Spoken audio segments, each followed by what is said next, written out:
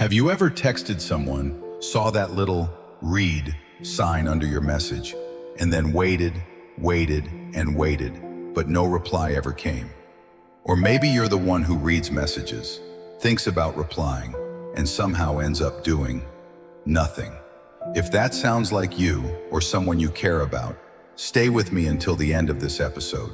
Because today, we're not here to judge anyone. We're here to understand the psychology behind it, the quiet truth behind those read but not replied moments. Before we dive in, I just want to say, I'm not a therapist, I'm not a guru.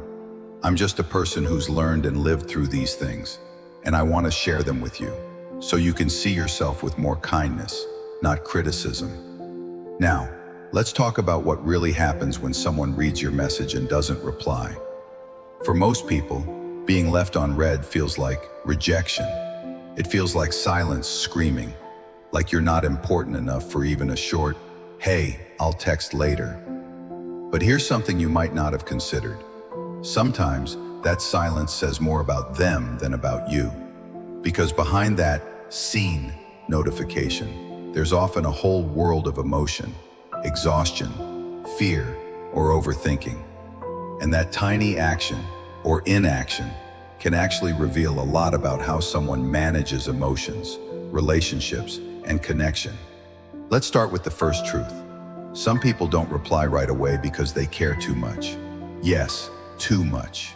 They read your message and they start thinking about what to say, how to say it, whether it will sound weird, whether you'll misunderstand.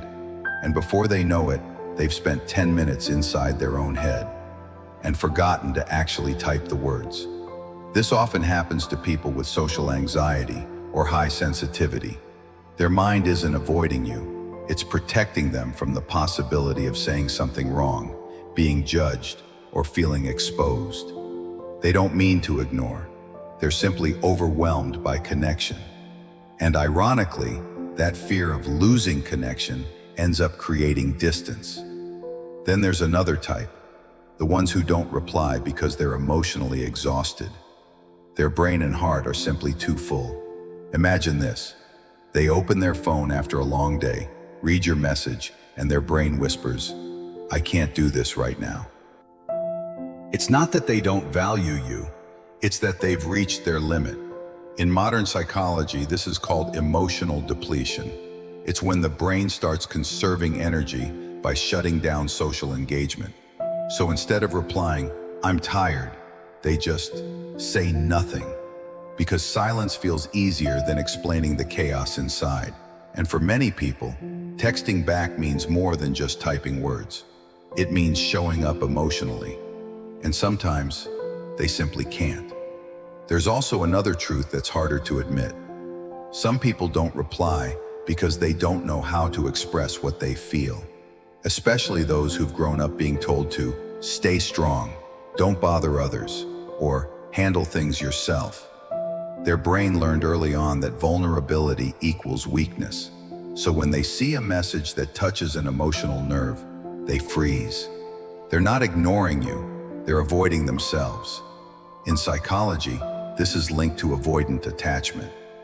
These are people who crave connection deeply, but fear the weight of it even more. They want to reply. They even think about it. But something inside whispers, if I open up too much, I might get hurt. So instead of replying, they withdraw.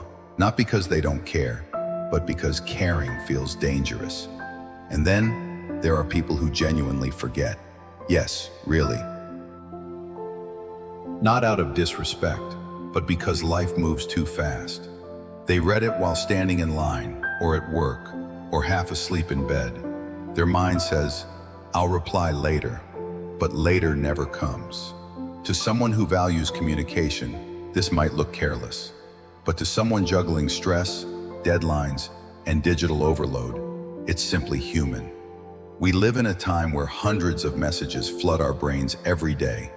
And when everything feels urgent, even relationships start competing with notifications.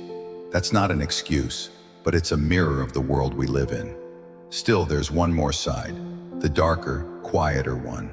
Some people stop replying because they've reached emotional closure, but don't know how to say goodbye. So they let silence end the connection for them. It's not mature, it's not kind, but it's very human. Because sometimes it's easier to disappear quietly than to admit, this relationship no longer feels right. That doesn't make it okay, but it explains why some people vanish mid-conversation, leaving the other person wondering what went wrong. They can't face confrontation, so they let absence do the talking. But let's turn the mirror around. Maybe sometimes you're the one who doesn't reply, and maybe you feel guilty for it, like you're a bad friend or cold or ungrateful. But before you punish yourself, ask this. What's happening inside you when you choose not to reply? Are you tired? Are you overwhelmed? Or are you silently asking for space, a kind of breathing room that words can't give you? If yes, that's not wrong. That's your nervous system asking for rest. In the language of psychology, your brain is activating what's called the freeze response. It's when your system feels too full to fight or flee, so it just pauses. And that pause, though misunderstood, is sometimes your body's way of saying, please, let me breathe.